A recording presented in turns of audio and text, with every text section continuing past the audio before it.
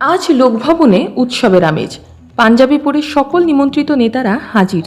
কারণ আজকে বিজেপির পূর্ণাঙ্গ দল গঠনের প্রক্রিয়া সফলভাবে পূর্ণ হল ৩৫ জন বিজেপি নেতার শপথ গ্রহণের মাধ্যমে। সকাল ১১টার দিকে মন্ত্রীদের শপথ গ্রহণ অনুষ্ঠান সম্পূর্ণ হয়েছে। পশ্চিমবঙ্গ সরকারের মন্ত্রিসভা সম্প্রসারণের অংশ হিসেবে এই শপথ গ্রহণ অনুষ্ঠান অনুষ্ঠিত হয়েছে।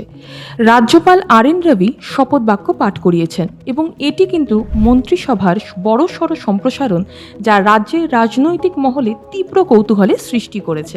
এই দল গঠনের গুরুত্বপূর্ণতা রাজ্যের খাতিরে অনেক। আসলে এতদিন রাজ্যের বহু দপ্তরের দায়িত্ব মুখ্যমন্ত্রীর হাতেই ছিল। এখন পূর্ণাঙ্গ মন্ত্রিসভা গঠনের মাধ্যমে প্রশাসনিক কাজকে আরও দ্রুত ও বিস্তৃত করার লক্ষ্য নেওয়া হয়েছে। অভিজ্ঞ মুখের পাশাপাশি বহু নতুন মুখও জায়গা পেতে পারেন বলে জল্পনা চলছিল এবং তা আজ সত্যি হতেও দেখা যাচ্ছে। রাজনৈতিক বিশ্লেষকদের মতে এই ৩৫ জন শুধু মন্ত্রী নন, আগামী ৫ বছরে প্রশাসনিক রোডম্যাপের নতুন আলো। মাত্র ৩ সপ্তাহ আগে রাজ্যে নতুন সরকার গঠিত হয়েছিল। তখন আমাদের নতুন মুখ্যমন্ত্রী শুভেন্দু অধিকারী সহ আরও কিছু মন্ত্রী শপথ গ্রহণ করেছিলেন, যা আজ বেড়ে মন্ত্রিসভার শক্তি বাড়িয়ে দিয়েছে।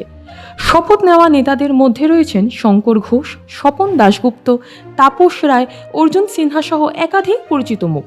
উত্তরবঙ্গ, জঙ্গলমহল, কলকাতা ও দক্ষিণবঙ্গ সব অঞ্চল থেকে প্রতিনিধিত্ব দেওয়ার চেষ্টা দেখা যাচ্ছে।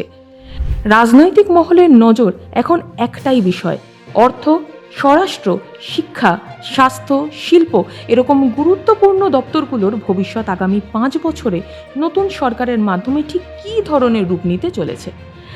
আজ কোনো নেতামন্ত্রীর গল্প নয়, এই শপথ গ্রহণ বাংলার প্রশাসনিক কাঠামো, ক্ষমতার ভারসাম্য এবং ভবিষ্যতে রাজনৈতিক দিক নির্দেশের এক গুরুত্বপূর্ণ মোড়।